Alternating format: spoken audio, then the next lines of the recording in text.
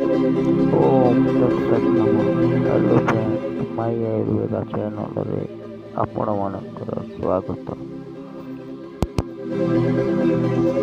आजिर video रे हमार दूसरा टॉपिक अच्छी रोग काहको बोला जाए और आरोग्य कण यह रे बुझिबार कथा।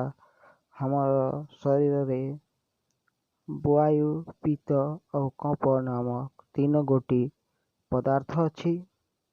सही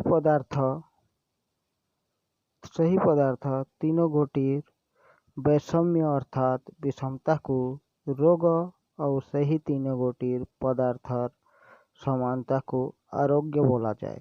अर्थ पाई समझिबार कथा छी।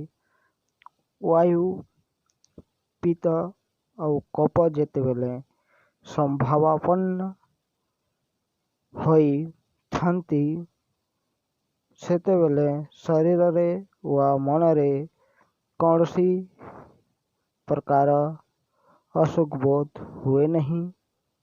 से माने विसंभावापन्न आउ जो बेले से माने विसंभावापन्न अर्थात कुपित हेले शरीर रे व मन रे नाना प्रकार दुख आसी उपस्थित हुए सही दुखर संयोग को रोग बोला जाए।